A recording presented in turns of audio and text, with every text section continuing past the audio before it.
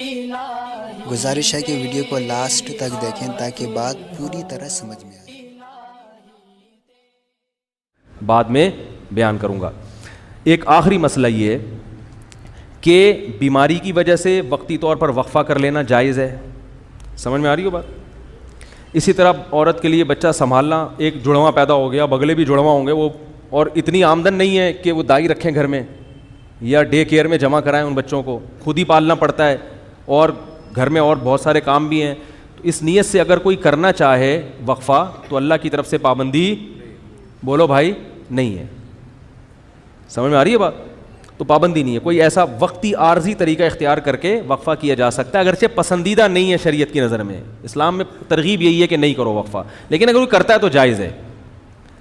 لیکن یاد رکھو اس نیت سے وقفہ کرنا کہ میں اسکول کی فیسیں کہاں سے بھروں گا، تمام علماء چاہے دیوبندی ہوں، بریلوی ہوں، اہل حدیث ہوں، چاہے وہ عرب ہوں، چاہے وہ عجم ہوں، اس پہ پوری دنیا کے علماء کا ایک اجلاس ہوا تھا، دلائل سے بحث ہوئی تھی، سب کا متفقہ فتویٰ ہے کہ اس نیت سے کہ میری جیب پہ بوجھ نہ پڑ جائے، اس نیت سے وقفہ کرنا حرام ہے، گناہ کبیرہ ہے، اللہ پہ الزام ہے، اللہ کے عذاب کو دعوت دینے والی بات ہے، اللہ کو غضب آئے گا۔ جس خدا نے تجھے پلا کے اتنا بڑا کر دیا، تو یہ سمجھتا ہے کہ تیرے باپ کی کیلکولیشن کی وجہ سے تو پلا ہے، اب تو اگلی نسل کو اس لیے روک رہا ہے کہ کھلائے، تو کھلاتا ہے یا میں کھلاتا ہوں؟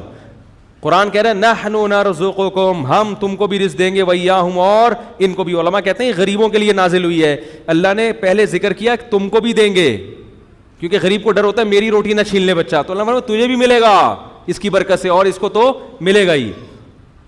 اور آج کل زیادہ تر حمل جو روکا جا رہا ہے وہ اسی نیت سے کہ کھلائیں گے کہاں سے، تنخواہ میں پورا نہیں ہو رہا، سب کی زبان پہ یہی ہے۔ اسلام میں کیا ہے؟ فیملی پلاننگ والے کہتے ہیں پہلے انتظام کرو پیسوں کا، پھر بچے پیدا کرو۔ اسلام کہتا ہے نا نا نا نا نا نا نا نا نا۔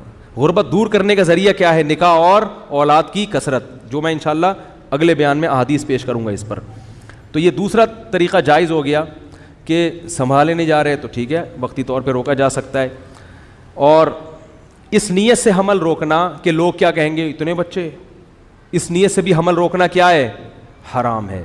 اسی طرح علماء کا اجماع ہے کہ اس نیت سے حمل روکنا کہ بیٹی نہ پیدا ہو جائے، مثلا کسی کی 6 بیٹیاں ہو گئیں، اب وہ کہہ رہا ہے یار اگر ایک اور بیٹی ہو گئی میں تو جیتے جی مر جاؤں گا، اس لیے حمل روک رہا ہے، اس نیت سے بھی حمل روکنا کیا ہے؟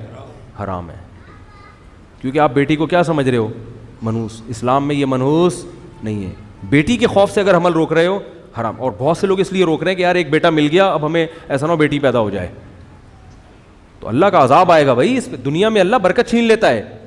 اور ایک آخری بات یہ کہ کسی بھی وجہ سے حمل روکا جا رہا ہو، آپریشن کر کے عورت کی بچہ دانی نکال دینا یا مرد کے لیے نس بندی کر لینا، تمام علماء کے نزدیک حرام ہے۔ یہ آخری مسئلہ بیان کر کے بیان ختم کرتا ہوں۔ زمانہ ڈھل رہا ہے مغربی تہذیب میں، لیکن راہ